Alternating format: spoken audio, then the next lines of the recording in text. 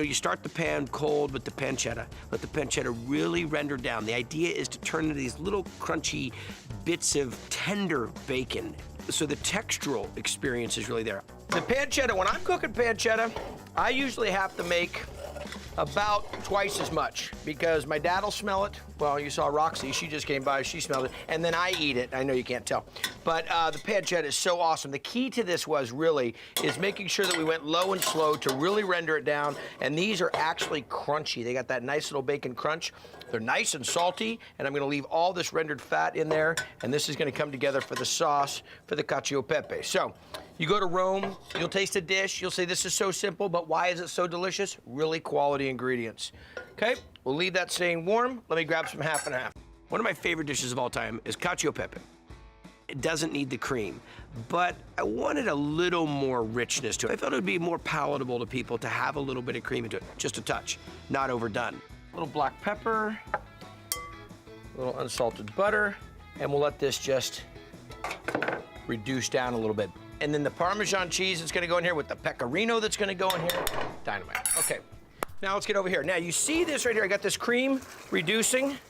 Not reducing too much, don't worry about this. What I'm gonna do now is add back in the pancetta, nice and crunchy. Fat in there for all that fantastic flavor.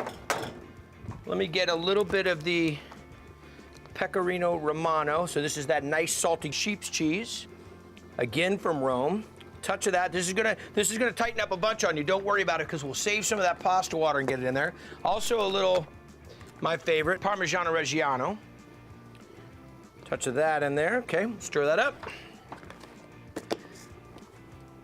And I got boiling water. Now, what's the key with the boiling water? Well, I'll tell you something. If there's one thing that you'll hear in Italy, you'll hear from everybody, is that pasta waits for no one. So everything's got to be done. I'm going to turn the heat off on this.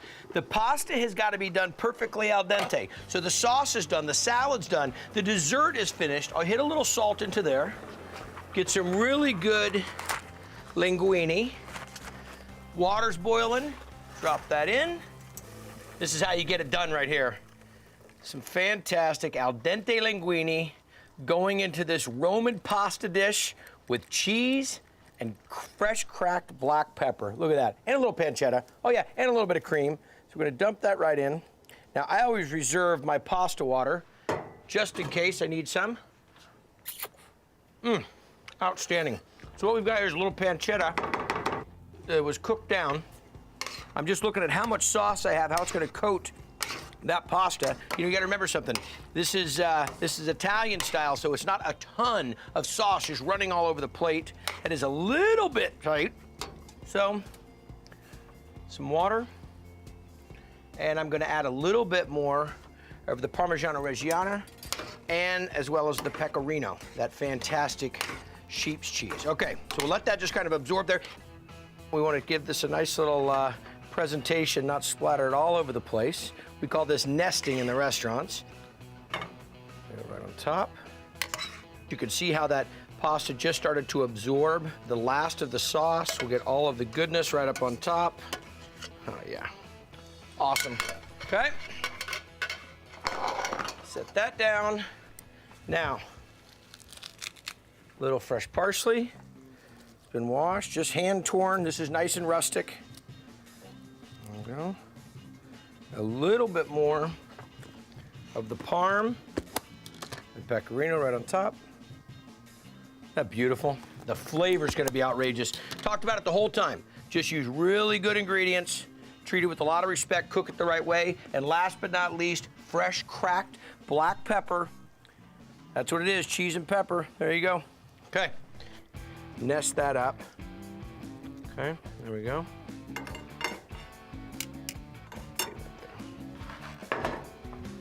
Now, when you go to Italy, this is one thing I will tell you. Do not ask for a spoon to twirl that pasta. Grab a little bit to the side, bring it over here to the side of your plate, twirl it up. Take some time, sit there and enjoy this.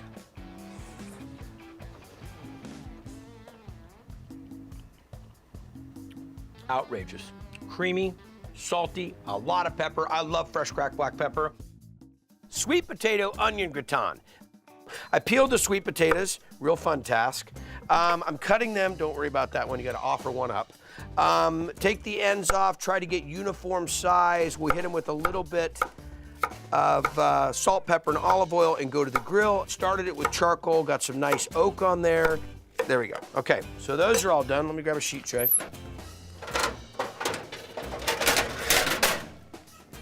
Slide them onto a sheet tray. We hit a little bit of olive oil, salt, and pepper, and then we'll talk about what's gonna ride shotgun on this gratin dish. How about, exactly, some sweet onions, Vidalia onions to be exact. So grab a couple Vidalia.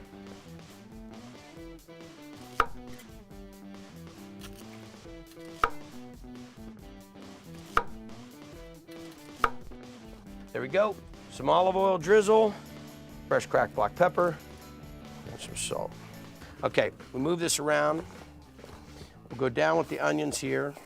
Having that type of grill where you can take small onions or potatoes that would normally fall through the grates and where you can get that radiant heat and you can get some of that smoke flavor coming through just takes a regular gratin to the next level. So now we're gonna make the half and half mixture that we're gonna pour over this gratin. So we're gonna kind of partially cook the potatoes here. Not all the way, they're still gonna have to go in the oven. But what we're gonna do, we'll get a couple cups of half and half in there. You know what makes my mouth water also? Horseradish. Talk about bringing up the flavor. I don't know, 4 tablespoons in here. I don't think you could do too much in this. And there we go. Awesome. Now we'll get a little bit of thyme in there. They can just fall right in. They're gonna steep a little bit in this half and half. Okay. There, little S&P. This is sweet potatoes that have gone savory. The thyme in the half and half, the horseradish, just all those components, it's the perfect storm. Make sure that I'm doing okay here on my sweet potatoes. There we go. It's all right that they got a little char on them. That's what we're looking for. That adds to all that depth of flavor. And let's check those onions. Perfect where I want the onions. Harvest these off. I got some Vidalia onions, and I'm looking for that. I want that color. I don't want boring gratin that just kind of looks like it's just, you know, it's just been sitting there simmering in milk. Okay, we'll bring that off. So the gratin was 3 layers. I layered it with the Gruyere. Then you put the sweet potato, and then you put the caramelized onions, and then you repeat that 3 times. Perfect. And then you put some more of the cheese on top. This is where it all comes together, is we pour this right on top. Horseradish, thyme. You see that horseradish coming out right there? Kind of move that around a little bit. Get that horseradish spread out. That's just gonna soak right down into it. Fantastic. Now, we'll do that. Throw some foil on it. The wood-fired oven's rocking right around, I don't know, 350, maybe 400. 350 is what we're looking for, so we'll have to keep an eye on it. And we'll let this go for about 30 minutes. I put it on the sheet tray just in case we get a little bit of a bubble over. I don't want it burning the deck of the oven. It definitely changes the flavor of pizza. But if you have a regular conventional oven, 350, do the tray idea. It'll save you from having to do the cleanup, okay? In we go. It's gonna be hot. But look at that, bubbling madness. Sweet potatoes done in this real savory style. No brown sugar marshmallows on this, are you kidding me? Oh, that is outrageous. Okay, so now what I need to do, slide it back in, let it brown on top a little bit. Does that look dynamite or what?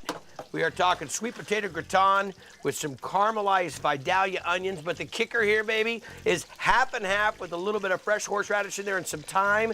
These are going to be, well, let me get a plate and show you how outrageous they're gonna be. Now I've got some beautiful tomahawk chops, some pork chops, pounding them out. Hit them with a little bit of panko breading, but look at this. Gruyere cheese. We got the sweet potatoes. We got the Vidalia onion.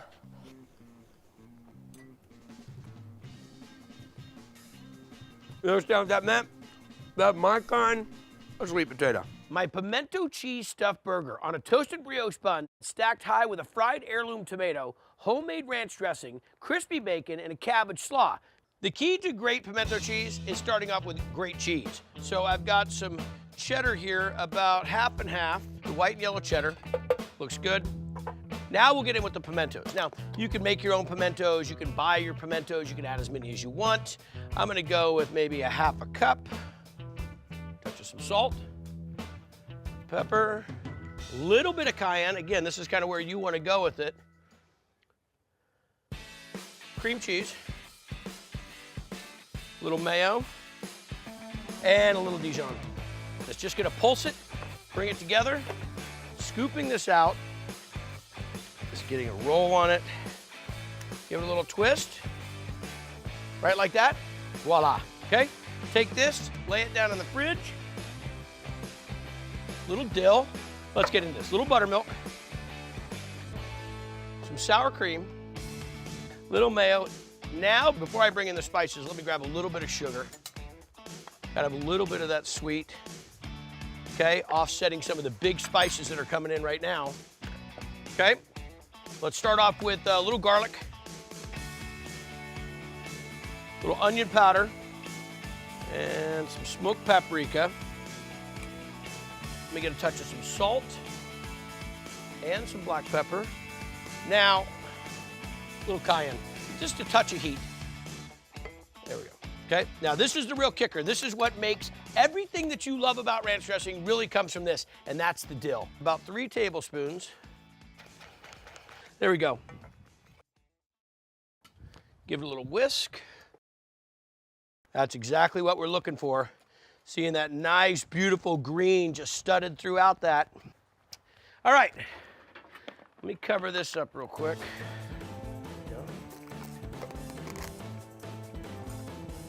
Okay, this goes down in the fridge. So here's the next piece. We're gonna talk about green tomatoes, fried green tomatoes. It's something you see in the South everywhere you go, but I couldn't find any green ones. So, well, I just went with a really nice, firm heirloom tomato. But nonetheless, it's gonna be fantastic. So putting it into a dredge here, first start off with a little flour with a little granulated garlic. Then went into a little buttermilk and egg with a little salt and pepper, and then some fine cornmeal here with a little salt and pepper. Set this aside, just gonna get that down, unwrap it.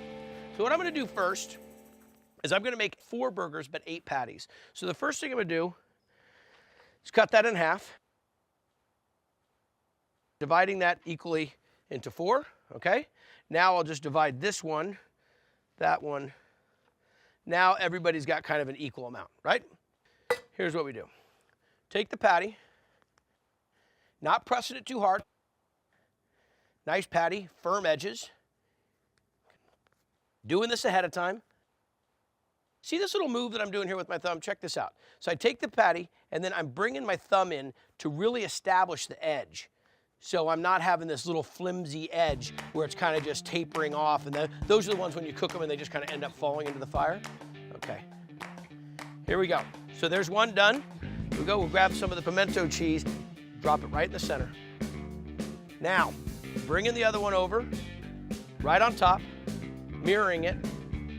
Gonna give it a little pinch, bring in the meat together, and then back to that same little technique that I just did, where I'm gonna come and establish the edge again. So really brought them together, really formed them together, kind of pushed it, and then straight across. It's even in the middle. Drop the burger. Now, normally when you've seen Guy's Big Bite, I'm pressing burgers. You go to Guy's Burger Joint on Carnival Cruise Line, I'm pressing burgers. You go to Guy's Vegas, I'm pressing burgers. But when it comes to a stuffed burger, we're gonna treat it nice and delicate so we don't break it open, so we don't lose all the surprise inside. Not overcrowding it. 4 would be the max I'd wanna do. Simply just a little bit of salt. And then when I flip it, I'll season the other side. Now we'll go ahead. There we go, those are the bubbles that I'm looking for. Again, don't crowd it. You're gonna drop that oil temperature. Now we're gonna talk about the buns. Nice brioche bun. Everybody's so conscious about eating all those carbs and eating the bread and so forth. I'll tell you what, when you're gonna do it right. Now I've got some roasted garlic butter here. Just gonna brush that on. Now let's talk about bacon. So here's the method. Take the bacon and just shingle it a little bit, okay? And we're gonna go from a cold pan, cold bacon, throw it in the oven, and we're gonna get those nice, uniform, evenly cooked pieces of bacon that we love, that we find in restaurants. Okay, so this goes lay it down. So here's the game plan. Take this, pop it in the oven. She'll be about 350. It'll give us beautiful bacon. And this, just as a little homage to my mom in North Carolina, that's where she was raised.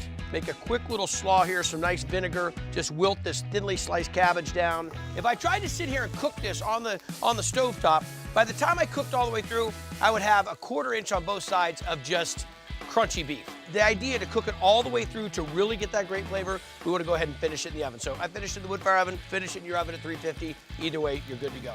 So we'll build a burger, little thin sliced onion on the bottom. Now, it's leaking a little bit of the pimento cheese. Fantastic, it shows you it's done. But this looks like mine right here. Lay that up on top.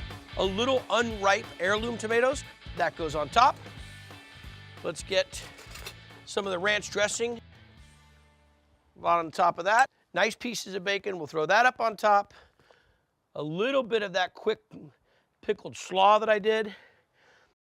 Look at that thing, huh? All right, let's cut into this thing and take a look at it. Nice brioche bun going right through. Tell me that's not the cover of a magazine. I've got some leeks that I'm gonna be sauteing here in a second with some cremini mushrooms, but I'll show you this little leek technique.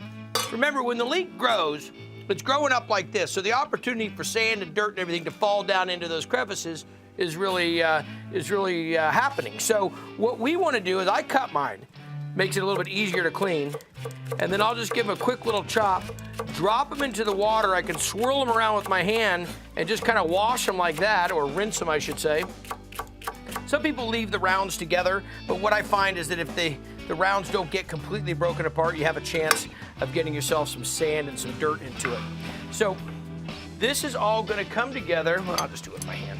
This is all going to come together for a fantastic stuffed potato skin. And actually, I got to drop some of the potato skin, so let this settle down here for a second. Some baked potatoes, just left with about a 1/4 inch interior right there. Salted them before I roasted them.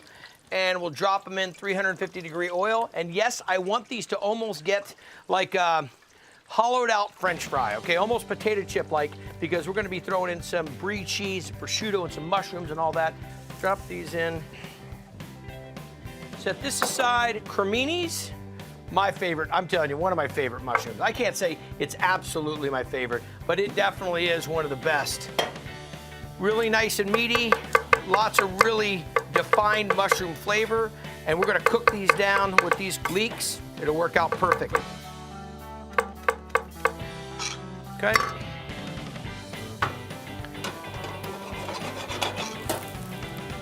Bring it right over.